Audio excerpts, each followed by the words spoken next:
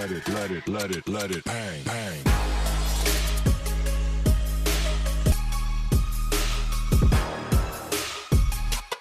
Hang.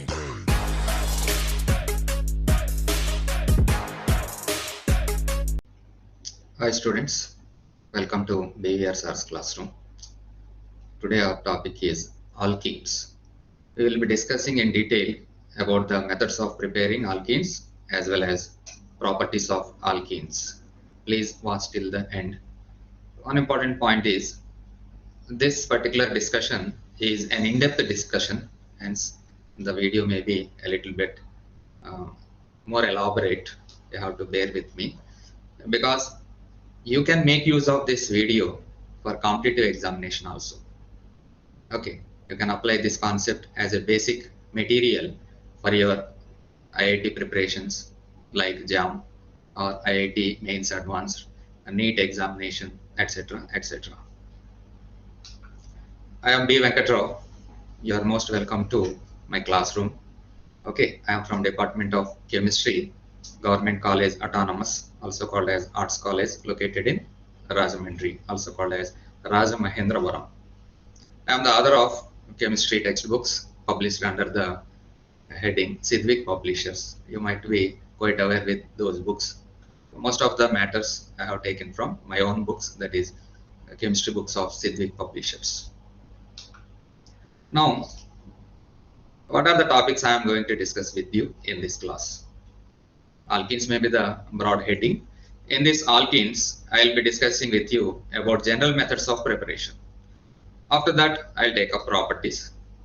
We'll also take up mechanisms like E1, elimination 1, E2, E1CB reactions, Sage's rule, and also Hoffman eliminations, electrophilic addition reactions with mechanism.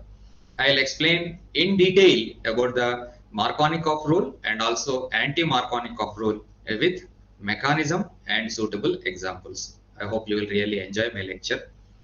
Syn and anti-addition, I'll explain with examples. Addition of hydrogen, halogen, and HX. Very important reactions like oxymercuration, demercuration reaction, hydroboration, oxidation reaction, ozonolysis reaction, and also hydroxylation reaction. So this is the core area which I am going to cover in this particular discussion. I hope you understood the point. So many topics are there. I have to discuss in detail. Therefore, this video may appear a little bit lengthy. Please watch till the end. You will get a lot of knowledge about the alkenes preparation and properties. Moreover, some important reactions like elimination reactions, Markovnikov rule, anti-Markovnikov rule, all those things. Okay, best of luck. Alkenes, I told you that this is the topic which we will be discussing. What are alkenes? Alkenes are unsaturated hydrocarbons in which there is carbon-carbon double bond. General formula of alkene is CnH2n. Alkenes CnH2n plus 2. Okay, where n is the number of carbon atoms. There are several examples for these alkenes like ethene, also called as ethylene. Its molecular formula is C2H4. Propene C3H6, etc. etc. Carbon-carbon double bond consists of a sigma bond and a pi bond. The first bond is sigma bond, the second one is pi bond. Double bonds are shorter than sigma bonds with single bonds with an average bond length of 1.34 angstrom units. CC single bond 1.54 angstrom units. A small contraction is there in the value that it has its own significance. So this is the structure of ethene molecule or ethylene, commonly called as.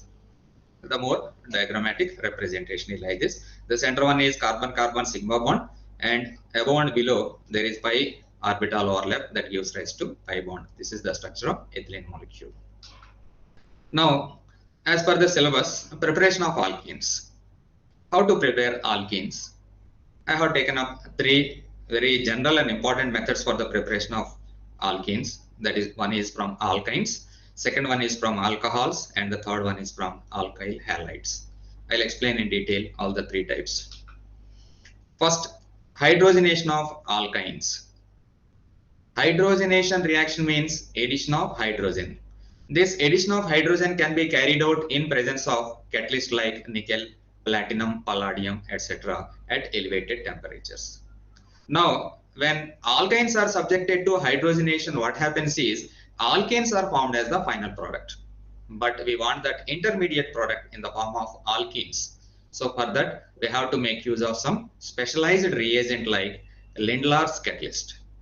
So Lindlar's catalyst is employed to stop hydrogenation reaction at the alkene point.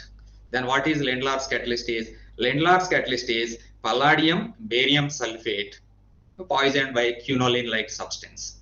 Palladium barium sulfate plus plus is called as Lindlar's catalyst. So what is the use of Lindlar's catalyst? When Lindlar's catalyst is employed for hydrogenation reaction, the hydrogenation can be stopped at which point? Alkene's point. So this is very important point. Observe this reaction. RC triple bond Cr is an alkyne. It is subjected to hydrogenation reaction with hydrogen in presence of Lindlar's catalyst. That gives rise to alkene. The alkene which is obtained due to hydrogenation with Lindlar catalyst is a cis alkene. That point you have to make use of. People who are attempting or trying to attempt competitive exams or entrance exams, they should know this point. So hydrogenation due to Lindlar's catalyst gives which type of alkene? It is cis alkene, not trans alkene. That point you have to note down. Now, alkenes are prepared by introducing a double bond in saturated hydrocarbons that we know very well through elimination of atoms or groups from two adjacent carbon atoms. The result is the formation of a double bond between these two carbon atoms. See this one. This is a saturated molecule, saturated hydrocarbons having different groups like X and Y. Now, X and Y are removed or eliminated from adjacent carbon atoms, and that reaction is called as elimination reaction. When X and Y are eliminated, this single bond gets converted into a double bond. Okay, a double bond is formed. That means a pi bond is introduced between two carbon atoms due to elimination of this group abbreviated as XY. So that type of reaction is called as elimination reaction. So elimination reactions can be employed conveniently for the preparation of alkenes. Let us start like this. Dehydrohalogenation of alkyl halides. What is the meaning of dehydrohalogenation? D means removal. Removal of hydro and halogen. Removal of hydrogen and removal of halogen. That is called as dehydrohalogenation of alkyl halides, RX. Okay, then how to do that? It requires a base.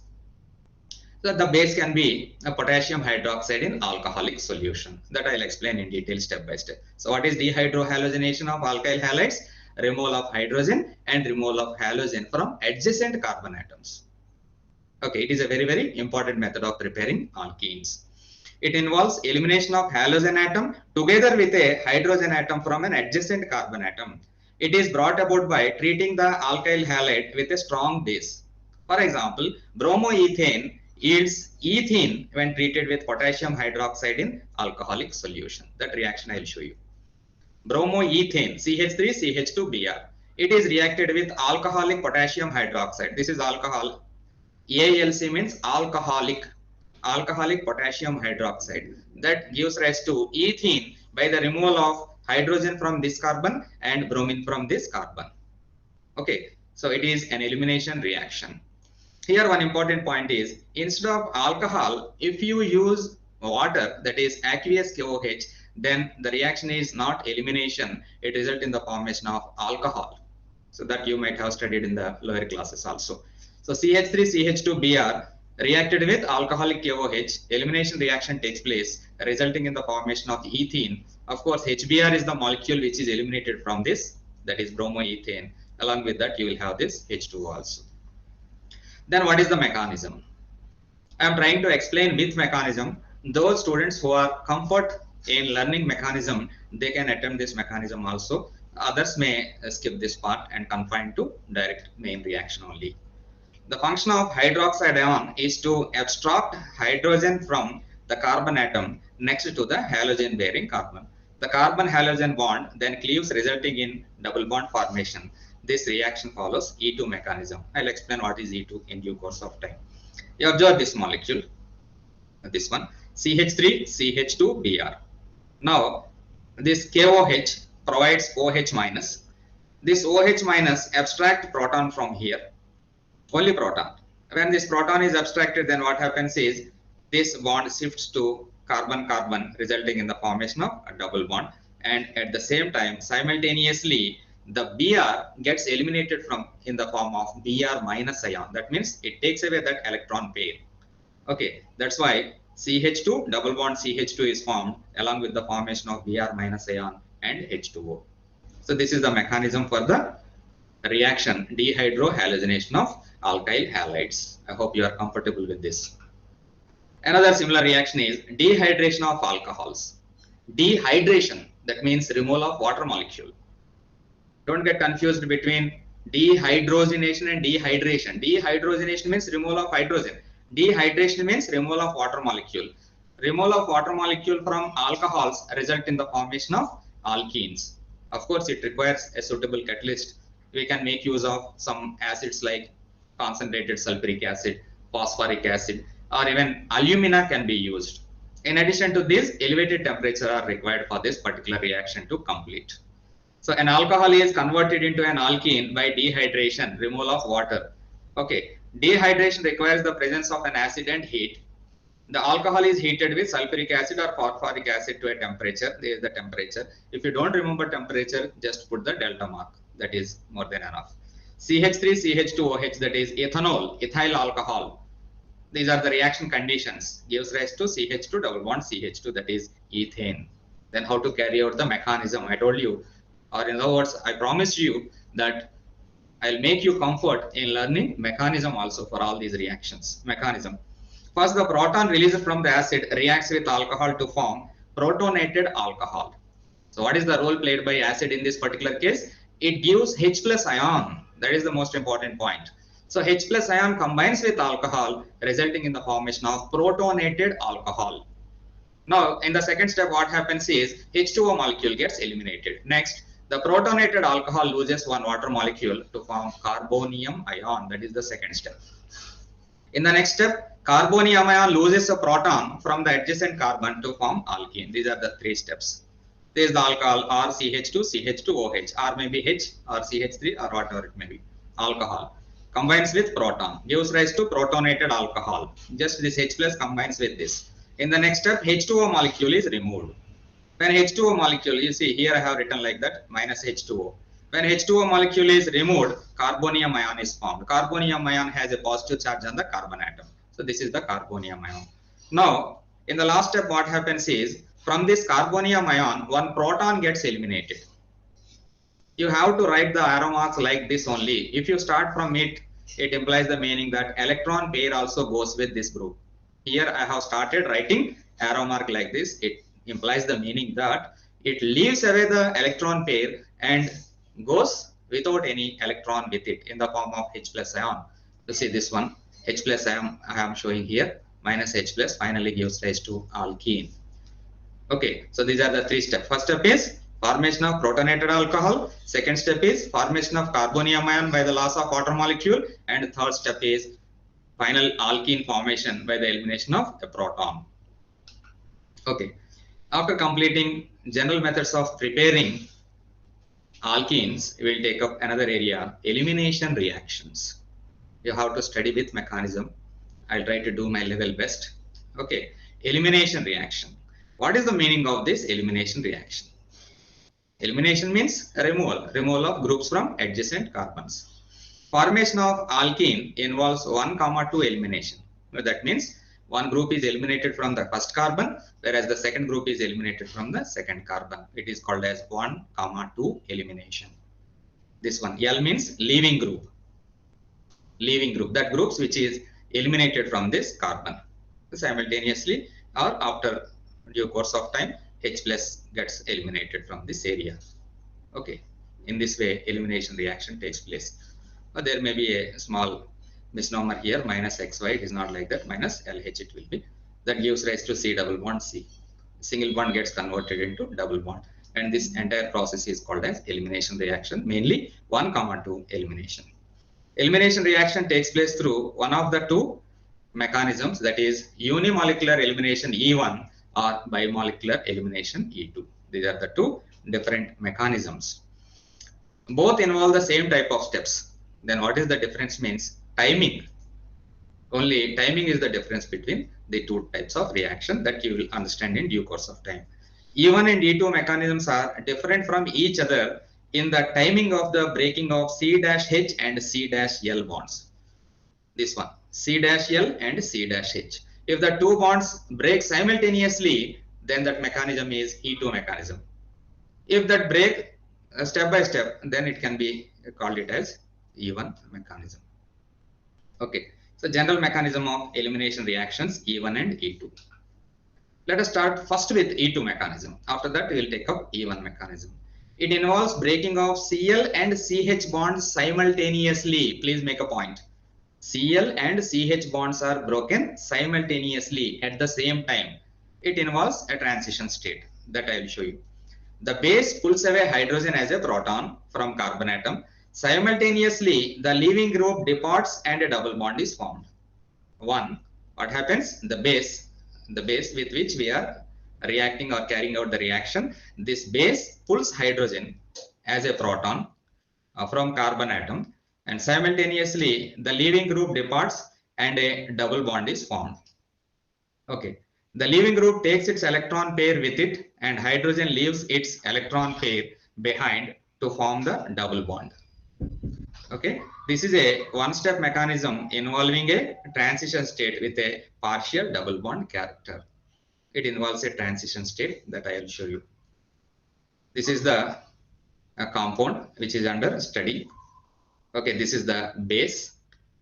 This base initially starts forming a bond with hydrogen. When this base forms bond with hydrogen, then what happens is simultaneously the bond between this leaving group and carbon gets weakened, and simultaneously between carbon and carbon a double bond formation is observed in this particular case, and this is called as a transition state.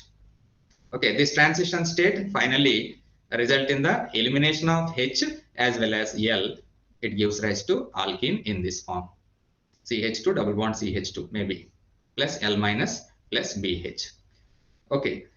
Now, since it is a one-step reaction, both reactants are involved in the transition state, and rate of overall reaction depends on the concentration of the substrate, that is concentration of this particular as well as the concentration of the base. Okay, both substrate as well as base concentration is influencing this particular type of reaction. That is, rate is proportional to molar concentration of substrate as well as the molar concentration of base. Okay, that's why this reaction is known as bimolecular elimination or E2 reaction. The reaction kinetics is typically second order reaction, first order in base and first order in substrate. Okay, that means first order with respect to base and first order with respect to substrate. When you combine both, it becomes a second order reaction. Since it is a second order reaction, it is called as bimolecular elimination or simply E2 reaction. So this is the explanation regarding E2 reaction. E1 mechanism. It is a two-step process which involves first breaking of C-L bond, which is then followed by breaking of C-H bond and the formation of a new pi bond between the two carbon atoms. So that is the concept. The small difference between E2 mechanism and E1 mechanism. The bond broken and bond made is the same as in E2 mechanism. However, bond breaking and bond making here are taking place not simultaneously but one after the other. That is the basic difference between the two types of elimination mechanisms. I already told you that it is a two-step process. In the first step, substrate undergoes heterolysis to form a carbocation. Heterolysis means unequal cleavage of bond. Due to that unequal cleavage of bond, what happens is the leaving group L takes away the electron pair with it, leaving a positive charge on the carbon atom, which result in the formation of carbocation. So this is the L minus ion. Leaving group takes away that pair of electrons. In the second step, the carbocation rapidly loses a beta proton to the base, okay, which is generally the solvent. So the solvent itself usually acts as the base. So here we are representing the base as B minus. It takes up H in the form of plus. Then it becomes BH. Now the bond between this carbon and hydrogen is shifted to carbon and carbon, resulting in the formation of a double bond. In this way, an alkene is formed by this mechanism. Here, the first step of E1 mechanism is a slow step. Therefore, it is also called as rate determining step, abbreviated as RDS.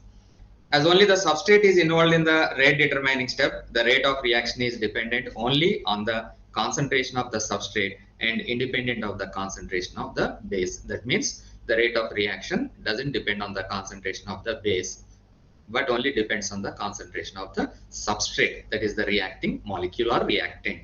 Therefore, rate is proportional to molar concentration of substrate, that is the formula.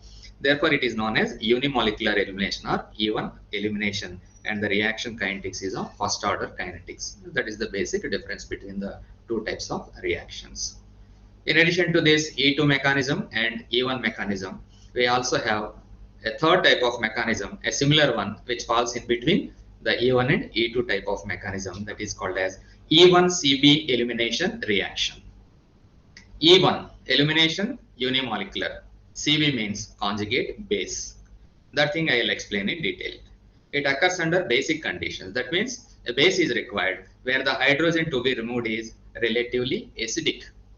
So the hydrogen which is supposed to be removed must be somewhat acidic in nature. Then only this E1CB mechanism comes into force.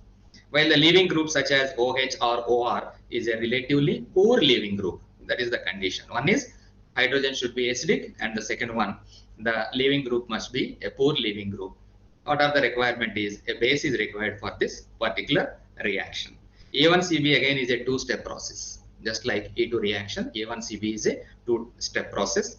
First, a base abstracts the relatively acidic proton to generate a stabilized anion. When H plus is removed, what happens? A negative charge is left with the substrate. Then it results in the formation of anion.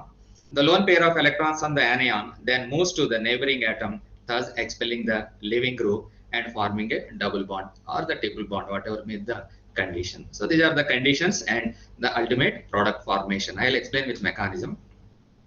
You see, OET, ethoxide, this is considered as the leaving group. Now you are treating with base, hydroxide ion. It takes up the proton from this. Then what happens? Anion will be formed. Now, due to this charge on the oxygen, the electron shifts to carbon to oxygen, a double bond formed between carbon and oxygen, and the leaving group takes away that electron pair in the form of OET minus. So this is the overall reaction which is supposed to be happening with E1CB mechanism. The name of the mechanism E1CB stands for elimination unimolecular conjugate base. Just now I told you CB means conjugate base. This is the way in which this reaction gets completed. I'll continue with the E1CB. I'll explain the mechanism also. Elimination refers to the fact that the mechanism is an elimination reaction and we lose two substituents from adjacent carbons. That is a different thing. Unimolecular refers to the fact that the rate determining step is reaction only involves one molecular entity, that is the substrate. Finally, conjugate base refers to the formation of the carbanion intermediate, which is the conjugate base of the starting material. That's why it is called as conjugate base reaction. So the mechanism of E1CB stands like this. The beta carbon is deprotonated first. This is alpha carbon I am showing with cursor, and this one is beta carbon. Now deprotonated, that means proton is removed from this by using base. Then what happens? A conjugate base is formed like this. Anion is formed. The beta carbon is deprotonated first, form BH, break CH. So BH is formed and CH is broken. This would give an anionic intermediate, the conjugate base of the substrate. This is the molecule formed. What is the relation between this one? This is substrate is, this one acts as the conjugate base of this particular substrate. That's why this mechanism is called as E1CB. What are the bonds formed? BH bond is formed. What are the bonds broken? C beta H bond is broken. It is very clearly shown. Alpha carbon, this is the beta carbon. This one is LG is leaving group. LG or L, whatever it may be. Now, in the second step, what happens? The pair of electrons from the conjugate base then displaces the leaving group. So this leaving group goes away by taking this pair of electron. Okay, this pair of electron is taken away. When this pair of electron is taken away, then from the beta carbon, the electron pair is shifted to form a double bond between alpha carbon and beta carbon. So then displaces the leaving group, forming a pi bond, form C dash C pi, break C dash Lg. Okay, this is the C dash C pi bond will be formed. Here, C dash Lg broken. Ultimately, this is the alkene product. Alpha beta, a double bond is formed. Here there is no Lg. Lg is left in the form of leaving group. Okay, this is the mechanism which is expected in the case of E1Cb. Now, Sagejeff elimination and Hoffman eliminations. A very interesting and important concepts. What is this Sagejeff rule? Simply saying, I would say like this: the poor becomes poorer. That means the hydrogen atom is eliminated from that carbon which is having lesser number of hydrogen atoms. That's why I call it as poor becomes poorer. I'll explain that statement in detail. In substances which have alternative beta hydrogen atoms available, it is possible to obtain more than one alkene on elimination. If there are different options, then what happens? Different products formation is possible. In such case, there is preference for one type of product formation over the other, that governed by Sagejeff rule. What is Sagejeff rule? Here there will be two possibilities. Sagejeff, when he was working on RBr, that is alkyl bromide, states that hydrogen will be eliminated preferentially from that beta carbon atom which is attached with the least number of hydrogen atoms. Okay, alpha loses an atom, then hydrogen should be eliminated from beta carbon. When there are two alternatives, hydrogen will be eliminated from that beta carbon which is having lesser number of hydrogen atoms. That means already the carbon atom which is poorer in hydrogen will lose another hydrogen atom. That is the Sagejeff rule concept. Therefore, according to Sagejeff rule, that alkene will predominate which has most alkyl substituents on the double bond carbons. That you will come to know with the help of example. Sagejeff rule, poor becomes poorer. Please don't write this point in the examination. It is only for understanding purpose. Now, CH3, CH2, CHBr and CH3. Br will be eliminated from alpha carbon. There is no doubt at all. This overall molecule is 2-bromobutane. When Br is eliminated from alpha carbon, hydrogen may be eliminated from this beta carbon or this beta carbon. The beta carbon on the right side which I am showing has 3 hydrogen atoms, whereas the beta carbon on the left side has only 2 hydrogen atoms. Now you will immediately get the point. Now hydrogen is eliminated from which beta carbon? That having 2 hydrogens or 3 hydrogens. According to Sagejeff rule, poor becomes poorer. Therefore, hydrogen is eliminated from that carbon which is having 2 hydrogens. You observe this one. So this carbon loses another hydrogen. Therefore, it becomes CH. Of course, this is CH, but rich becomes richer or stays richer. 81% is but2ene, whereas only 19% is but1ene. So this particular concept is called as Sagejeff rule. Very important for examination. There is a contradictory rule which is called as Hoffman rule. Of course, this Hoffman rule is applicable when we are dealing with quaternary ammonium salts. Exact opposite to that of Sagejeff rule. So when there is a quaternary ammonium group, then let us see what happens. Hoffman working on RNMe thrice plus compounds, that is quaternary ammonium compounds, states that hydrogen will be eliminated preferentially from that beta carbon atom which is attached with most number of hydrogen atoms. So just now I told you that it is exact opposite to Sagejeff rule. According to Sagejeff rule, hydrogen is eliminated from carbon having lesser number of hydrogen atoms. But Hoffman has proved that in case of quaternary ammonium groups containing organic molecules, hydrogen will be eliminated from that carbon which is having more number of hydrogen atoms. So therefore, according to Hoffman rule, that alkene will be predominate which has least alkyl substituents on the double bond carbons. It is very clear. This is the quaternary ammonium group, here it is attached.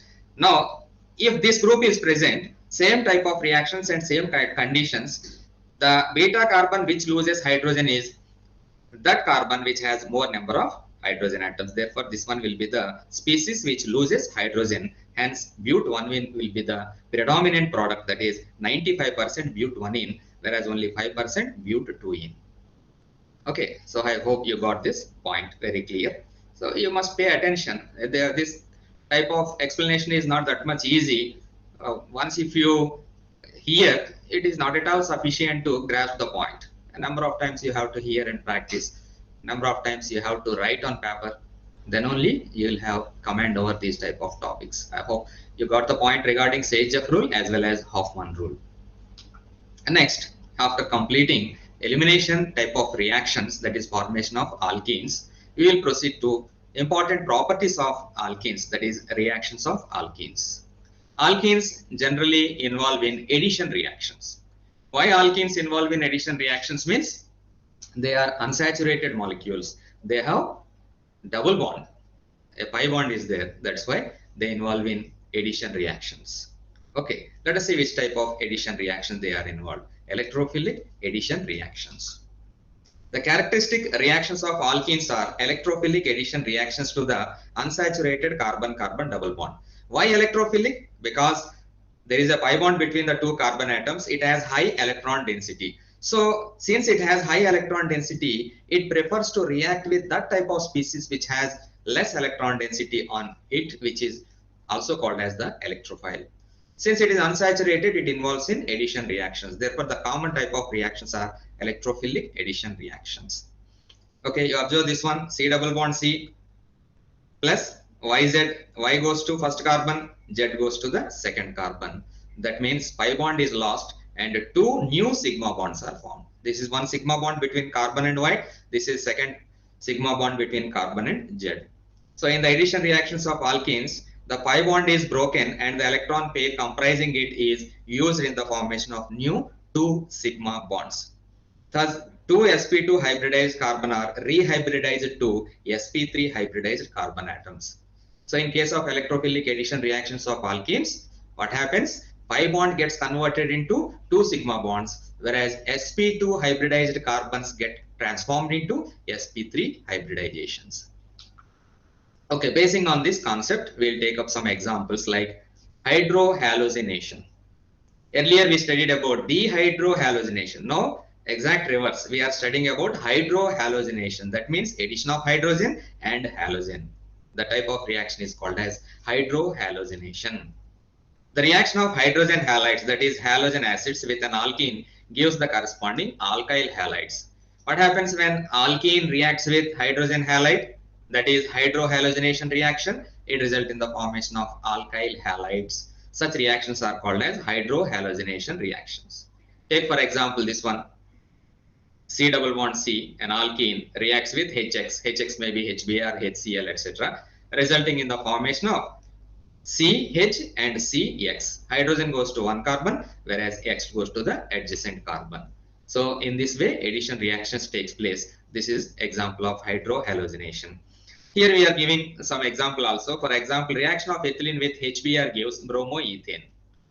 Okay, addition of HBr with ethylene, ethene, that is CH2 double bond CH2. Here it is given like this. Observe this molecule, CH2 double bond CH2 is ethylene. It is allowed to react with hydrogen bromide. The molecule obtained is CH3, CH2Br. That is ethyl bromide is the product. Of course, there is also order of reactivity. If you want to study, you can take up that one also. This is hydrohallucination.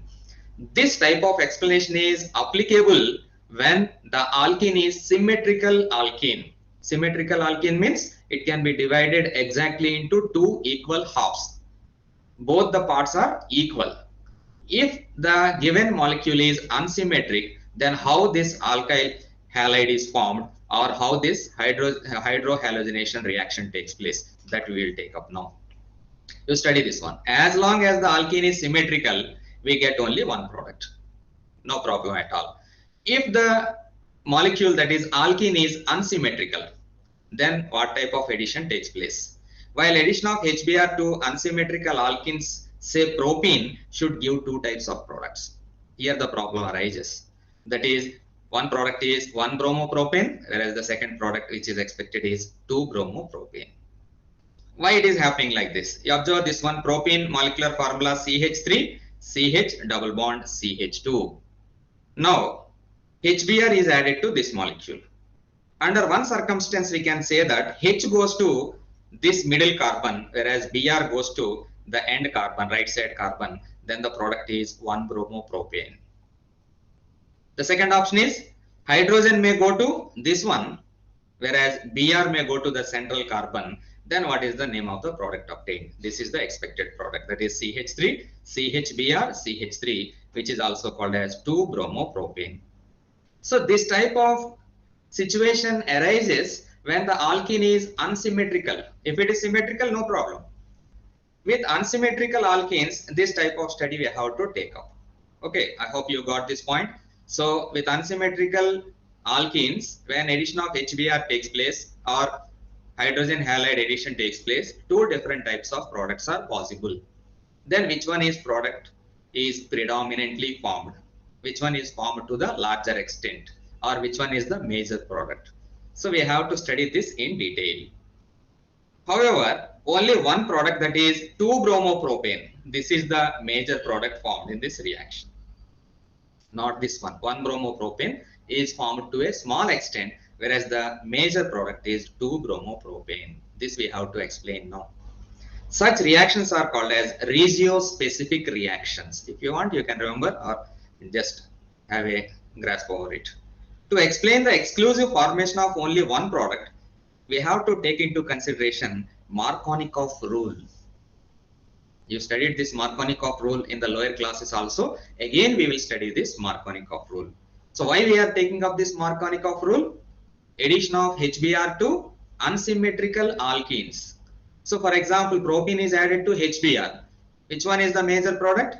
2-bromopropane is the major product, whereas 1-bromopropane stands to be minor product. In order to explain in detail about why 2-bromopropane is the major product, we have to take the aid of Markovnikov. Let us see how he tries to explain this concept. Markovnikov rule. We can simply say that negative part of the addendum is added to carbon atom having lesser number of hydrogen atoms. In HBr, which one is the negative part? Br is negative part. This Br goes to that carbon which is having lesser number of hydrogen atoms. So that is the simplest explanation for this particular Markovnikov rule. So we will, same thing we will take up one by one.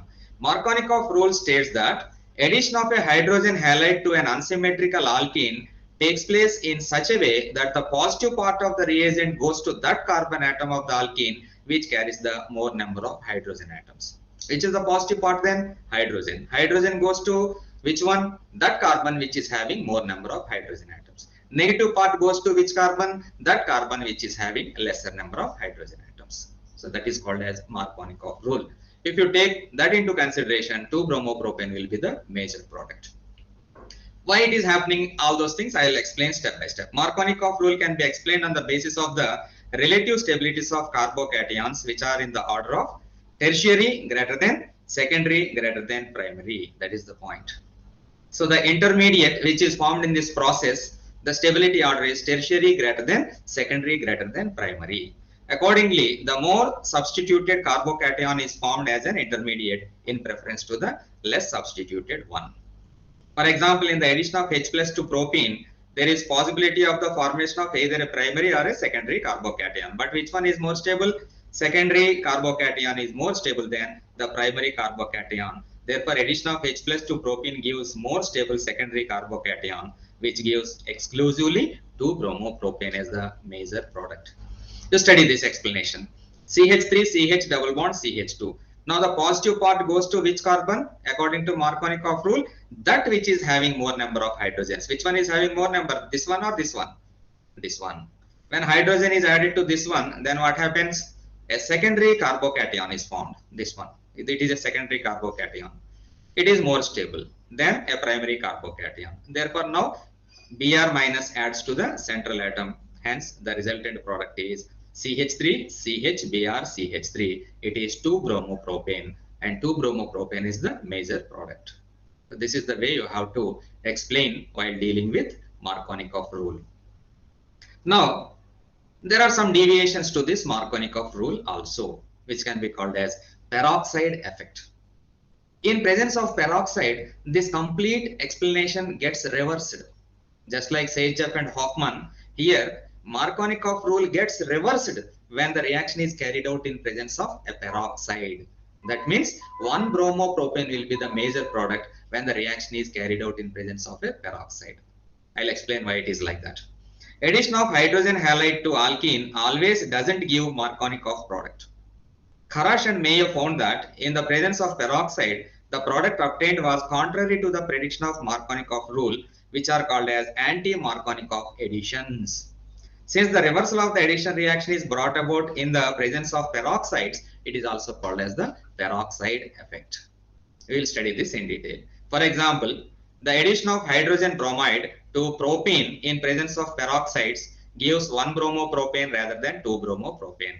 Just now I told you that complete reversal is observed in presence of peroxide. You see this one, CH3, CH double bond, CH2 propene added to HBr, no peroxide, 2-bromopropane is the major product. In presence of peroxide, 1-bromopropane is the major product. Why it happens like that? Again, the same concept. A secondary free radical is more stable than a primary free radical. Let us study that. The reaction intermediate in such additions is a free radical rather than a carbocation. Here we are making use of peroxides now. Peroxide splits into free radicals. And therefore, it is a free radical reaction. Okay, that we will study in detail. Bromine radical can add to either of the two carbon atoms, producing either a primary or a secondary free radical. CH3, CH double bond, CH2. Here from peroxides, this Br free radical is formed. Now this Br free radical may be added to the central atom, carbon atom, or the end carbon atom. Now, if the Br free radical adds to the central carbon, that result in the formation of a primary radical, which is less stable. Now, in contrast to this, if this Br free radical is added to the end carbon, then it results in the formation of a secondary radical, which is considered to be more stable. Okay, if that is the situation, finally, which product will be the major product? 1-bromopropane is the major product. You observe this one. This one is 1-bromopropane. This is the complete explanation, a detailed explanation with mechanism. You can make use of this for your examinations preparation. The bromine radical prefers to react at the terminal carbon to give a secondary radical because the secondary radical is more stable than a primary radical. Consequently, the final product of reaction of HBr with alkene is, in presence of peroxide, generally the one with bromine attached to the less substituted carbon atom. So this is peroxide effect. Very, very important for the examination. Compulsory, you have to practice this in detail. I hope you got this point. Next, addition of hydrogen, an ordinary reaction. Alkenes undergo addition reaction with hydrogen in presence of catalysts like nickel, palladium, platinum, etc. to form alkenes. For example, ethene forms ethane. So this is the reaction. Similarly, addition of halogen. Addition of halogen is important reaction. We have to practice with mechanism. Alkenes react with halogen in presence of halogen carriers like CCl4 to form dihaloalkanes. That means one halogen atom goes to first atom, whereas the second halogen goes to the second or adjacent carbon atom. In that way, dihalogen substituted, dihalogen added product will be obtained. For example, ethene reacts with bromine in presence of CCl4 to form 1,2 dibromoethane. CH2 double bond CH2 plus Br2 in presence of CCl4 gives rise to CH2Br, CH2Br. This is the product obtained. But it is better to study with mechanism for this type of reaction. Let us take the case of mechanism of bromine addition, that is halogenation reaction. When bromine molecule comes closer to ethylene molecule, the pi electron cloud in ethylene induces polarity in bromine molecule. Due to ethylene pi bond, polarity is generated in bromine molecule, that is Br-Br. One of the bromine atom gets positive charge, the second one gets negative charge. Now that positively charged bromine comes closer to the pi bond and forms a pi complex. That I'll explain in detail. positively charged bromine atom of the polar bromine molecule due to addition to double bonded carbon forms a pi complex. That is called as a pi complex. Since the pi complex is unstable, okay, it dissociates to give carbonium ion. Rapidly, it gets converted into carbonium ion, and finally, the above formed carbonium ion combines with bromide ion, that is Br minus, to form 1,2 dibromoethane. Moreover, if you want, you can take this point also. It is a trans addition. Okay, you just observe these points in the form of this explanation. This is the alkene. When alkene and bromine molecule approach each other due to the polarity generated by this pi bond, Br gets partial positive charge, this Br gets partial negative charge. And when this approaches the pi bond, it results in the formation of a pi complex like this. Rearrangement is there. Then bromonium ion is there. Again, it rearranges like this. Finally, this bromide ion approaches the second carbon, resulting in the formation of 1,2-dibromo compound. It is a trans addition. Okay, this Br is in opposite direction to this Br. Therefore, this type of addition is called as a trans addition. Next, syn and anti addition. A similar cis-trans type. Syn and anti addition. Syn addition. What is the meaning of syn addition? It is the addition of two substituents to the same side of an unsaturated molecule. The two substituents attached to the same side of the unsaturated molecule, then it is called as a syn addition. Anti-addition. It is the addition of two substituents to the opposite sides of an unsaturated molecule. Then it is called as a anti-addition. You observe this one. A good example of syn addition is the oxidation of alkenes to diols in presence of osmium tetroxide. OSO4 is osmium tetroxide. It is a very good oxidation bringing about a species. Okay, here both hydroxyl group OH are attached to the same side of the alkene double bond. So this is the alkene. R1 and R2 are the substituent groups. OSO4 osmium tetroxide. Then two OH groups are inserted here. The double bond is lost. In its place, two sigma bonds are generated. Each sigma bond is attached to OH group. You observe this one. The two OH groups are on the same side. Then it is called as syn addition. If they are on the opposite sides, it is called as anti-addition. You observe this one. A good example for anti-addition is halogenation of alkenes, like the addition of bromine to an alkene. Just now we have seen the mechanism also. It is a trans addition, I told. You can convert it into anti-addition. Here, the two bromine atoms are added to the double bonds in opposite sides. This is the pi complex formed, and then this bromide ion is approaching. Now this Br, they are on the opposite sides. It is anti-addition or trans addition. The same thing I am trying to explain once again here. Alkenes undergo mainly addition reactions that we know. C double bond C combined with AB, A and B. Two types of additions are there. This is the syn addition because A, B are on the same side. This one is trans or anti-addition. Why? A and B are on the opposite side. So in this way, we have to answer what is the meaning of syn addition and anti-addition. If this question is asked in the examination, you have to feel very comfortable in explaining, at the same time giving the suitable examples. Another important reaction as far as examination is concerned is oxymercuration, demercuration. Oxymercuration and demercuration. This reaction takes place in presence of mercuric acetate.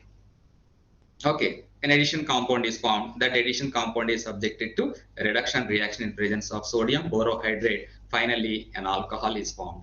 That means alkenes are very conveniently converted into alcohols by a reaction called as oxymercuration, demercuration. We'll study that. In this, the alkene reacts with mercuric acetate in presence of water to give hydroxyl mercurial compound, which on reduction leads to demercuration and produces alcohol. That means alkene gets converted into alcohol. That is the reaction. Very, very important reaction. It has great laboratory significance. You observe this one. This molecule is, or this alkene is 1-butene, CH3, CH2, CH double bond CH2. 1-butene is subjected to reaction with mercuric acetate in presence of water. Mercuric acetate formula Hg, CH3, COO twice. Mercuric, not mercurous. Mercuric means +2 oxidation state. Now that result in the formation of this mercurial compound, hydroxyl mercurial compound, CH3, CH2, CHOH, CH2, HgOOC, CH3. Now, in the next stage, what we are doing is this mercurial compound is subjected to reduction in presence of a reducing agent like sodium borohydride. When it is reduced with sodium borohydride, this entire HgO2CCH3 is replaced by hydrogen like this. And ultimately, what is the product obtained? 2-butanol, that is alcohol is formed. Alkenes gets converted into alcohol in a reaction named as oxymercuration, demercuration. I hope you will practice this in detail. Again, it is an important method of formation of alcohols from alkenes that I already told you. It takes place in 2 steps. A mechanism type of explanation. Alkenes react with mercuric acetate, that is HgCH3COO twice, mercuric acetate, in a mixture of tetrahydrofuran. THF means tetrahydrofuran and water to give a mercury compound. Hydroxyl mercury compound, that is the intermediate compound. Observe this one, C double bond C, alkene, short form representation, plus water. In presence of course, tetrahydrofuran is there, that is a solvent, and mercuric acetate HgCH3COO twice, mercuric acetate, that result in the formation of this intermediate product. Okay, this intermediate product is formed. This step is known as oxymercuration. The second step is demercuration in presence of sodium borohydride, that is reduction. The mercury compound is reduced to alcohol with sodium borohydride, NaBH4. This is a base. What happens? HgOAC, that is HgCH3COO group is replaced by hydrogen, finally resulting in the formation of alcohol. That is the second and final step. The above reaction occurs in accordance to Markovnikov's addition. This process is Markovnikov addition. The H becomes attached to the carbon atom of the double bond with greater number of hydrogen atoms. That is a different story. If you want, you can take up this concept also, or you can write up to this, which is sufficient. We have explained what is the meaning of oxymercuration, demercuration, and also mechanism for that particular reaction I explained in detail. Another one is hydroxylation. This reaction is also important. Hydroxylation reaction. That means addition of OH groups to the carbon atoms bonded to double bond. This particular reaction can be carried in presence of Bayer's reagent. Bayer's reagent is cold dilute alkaline potassium permanganate solution. That is called as Bayer's reagent.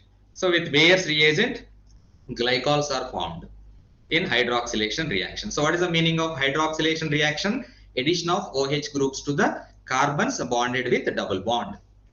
Alkenes can be readily hydroxylated by the addition of hydroxyl groups to form a dihydroxy compound, that is diol, known as glycol.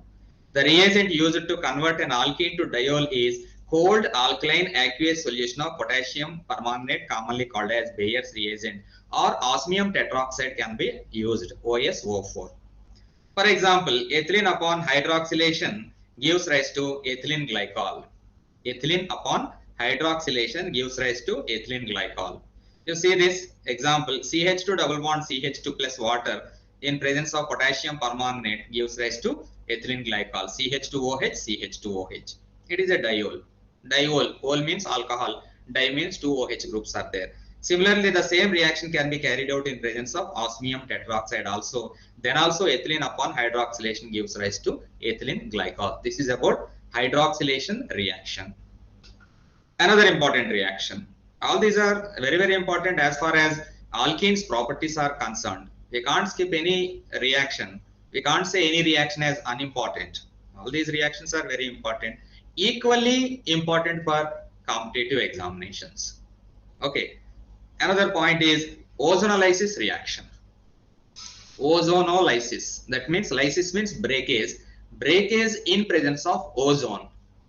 If a double bond is broken, what happens? Break the double bond, attach oxygen atom. That is the thing you have to do. If you do that, your work is over. I'll explain in detail. Please follow this. The double bond breaks. This is the double bond. Carbon-carbon double bond. This is an alkene. What you do is break this double bond. After breaking this double bond, attach oxygen to both the parts. You observe this one. You are carrying out ozonolysis reaction. You see, you have broken this double bond and give oxygen atom to each part. Okay. When you are giving oxygen atom like this, it results in the formation of aldehydes or ketones or both. That is, carbonyl compounds are formed in ozonolysis reaction. Alkenes, upon ozonolysis reaction, carbonyl compounds are formed. Carbonyl compounds are compounds having C double bond O functional group. So that's why it is so important reaction. Okay, the double bond is replaced by two double bonded oxygens. If you understand this particular point, that is sufficient. You can break any type of double bond and attach oxygen to that and find out which product is the final product formed in that particular reaction. Ozone is O3, adds to alkenes to form ozonide. Of course, it takes place in different steps, at least two steps. First, ozonide is formed. Before that, mole ozonide may be formed. I have skipped that process. Ozone, O3 adds to alkenes to form ozonide. Ozonide can be reduced to obtain ketones and or aldehydes. Finally, carbonyl compounds are formed. We will decide whether it is aldehyde or ketone later, but carbonyl compounds are the final products obtained in this particular reaction. And this overall reaction is called as ozonolysis reaction. You see this is a complete picture. You will grasp the point very easily. This is alkene. O3 is added to this. So this is the type. First of all, this double bond is broken. Ozonide is formed. Now oxygen-oxygen bond will be broken. This oxygen goes with water molecule, resulting in the formation of hydrogen peroxide. That is a different story. Now this oxygen attached to this one, this oxygen attached to this one. This bond shifts to here and this bond also shifts to here. That is why ozonide gets converted into C double bond O, C double bond O. This happens in presence of zinc and water or palladium water or CH3 twice S dimethyl sulfide. So these are some of the reagents used for this purpose. You study this example. R1, R2, R3 and here it is H. If there is hydrogen, then that results in the formation of aldehyde. If there are groups other than hydrogen, then that results in the formation of ketone. So in this way, you have to break that double bond and attach oxygen atoms. What I was saying, if the two groups, both of them are hydrogens, then it results in the formation of formaldehyde as one of the molecule. If one is hydrogen and another one is alkyl group, then it results in the formation of an aldehyde. If both of them are, you see this one, if both of them are alkyl groups, that definitely will result in the formation of a ketone. So in that way, you have to study and practice these reactions. Another reaction, number of reactions. Hydroboration oxidation reaction. Hydroboration oxidation reaction. Reaction with diborane. Alkenes react with diborane. And let us see what are the products obtained in this particular reaction. It is an organic chemical reaction that is used for the conversion of alkene into alcohol. Similar to that one, oxymercuration, demercuration, hydroboration oxidation also. Alkene gets converted into alcohol. In this, borane, that is BH3, B2H6 is diborane, BH3 is borane, is added across the carbon-carbon double bond of an alkene, resulting in an organoborane compound. This organoboron compound reacts with hydrogen peroxide in a basic medium like sodium hydroxide and oxidizes to alcohol. Product formed during hydroboration follows anti-Markovnikov rule. That is a different thing, a scene addition and all those things. You concentrate on these points. What is that point? Alkene gets converted into alcohol. Borane, borane, BH3, is added to carbon-carbon double bond of an alkene, resulting in an organoboron compound. Organoboron reacts with hydrogen peroxide in basic medium and oxidizes to alcohol. This is the complete picture. See this, CH3, CH double bond, CH2, propene. Remember this, CH3, CH double bond, CH2 is propene, is added to diborane. This is the product obtained. That means BH2 group goes to this one, whereas hydrogen go to this carbon. It can take up another propene molecule. Similarly, it can take up another propene molecule. That means altogether 3 propenes can be added. then that result in the formation of CH3, CH2, CH2 thrice B. Okay, organoboron compound. Now this organoboron compound is reacted with water in presence of a base like sodium hydroxide, then it results in the formation of alcohol, and that alcohol is 1-propanol, and this complete reaction is called as hydroboration oxidation reaction. Hydroboration oxidation reaction is the addition of boron followed by oxidation. Just now we have seen. For example, propene on hydroboration oxidation gives rise to propanol 1. I am explaining the previous slide. The reaction of propene with diborane gives trialkyl borane as an addition product. That also we have seen. This upon oxidation by hydrogen peroxide in presence of aqueous sodium hydroxide gives rise to propanol as the final product.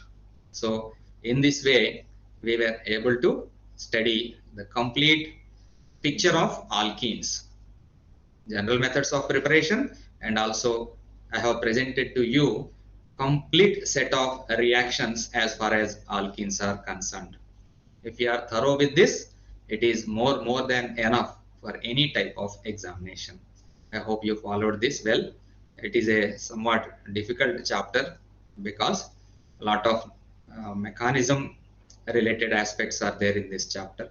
However, I tried my level best. I hope you got this chapter details.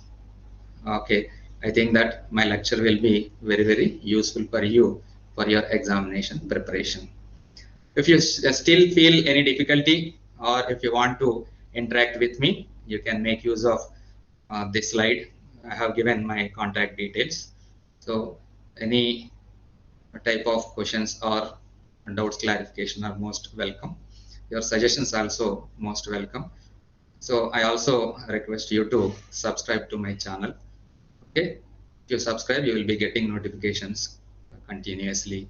Basing on that, you can prepare very easily and get more number of marks in the examination. Thank you very much for watching my video.